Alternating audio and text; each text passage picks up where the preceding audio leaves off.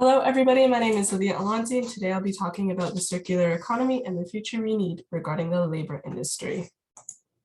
So to begin, what is a circular economy? So circular economy is an economic model in which we reuse our products as much as we can before we throw it out.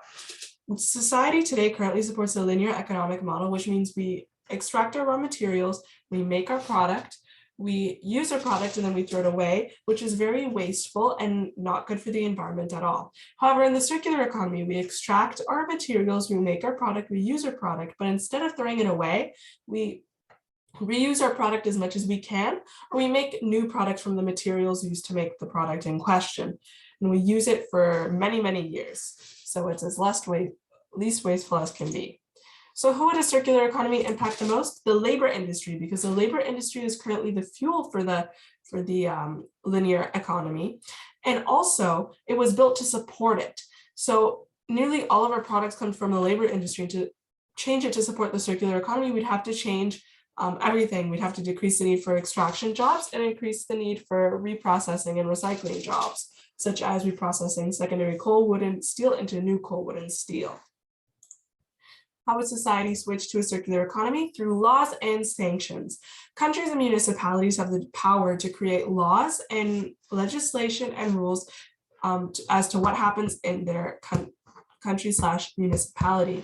These places can set harsh consequences for linear corporations and businesses in the labor industry, and they can also ban international corporations in the labor industry that support a linear economy from happening in their country.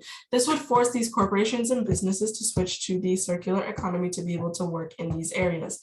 Trade sanctions also work because countries that support the circular economic model can place sanctions on countries that support the linear economic model, which will cripple these countries so much that it will force them to change to the circular economy, so then the trade sanctions can be lifted.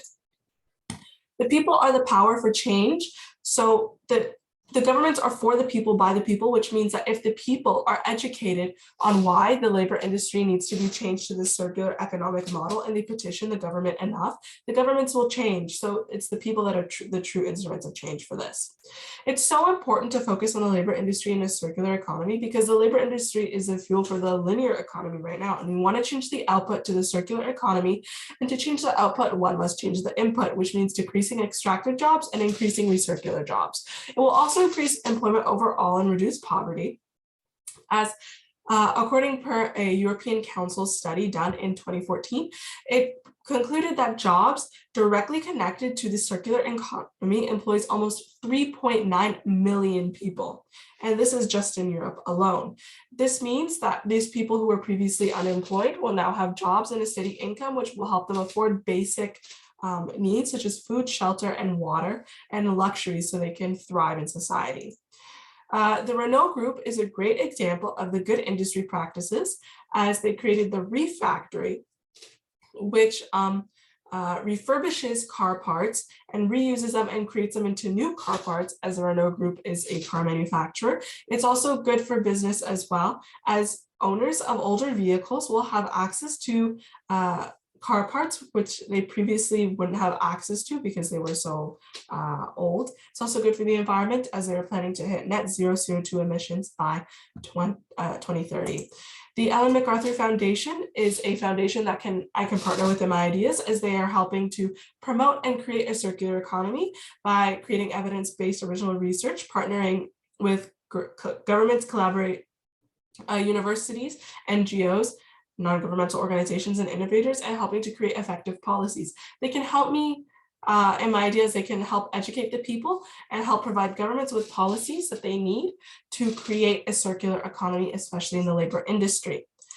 This affects the global community, as there are labor industries in every single country, notwithstanding the international labor industry, and the circular economy and the issues it deals with are not isolated, and every country must do its part to be able for the world to transition successfully into a proper circular economy and help with its issues such as climate change. Here are my sources. Thank you for listening to my presentation, and I hope to see you all in April. Goodbye.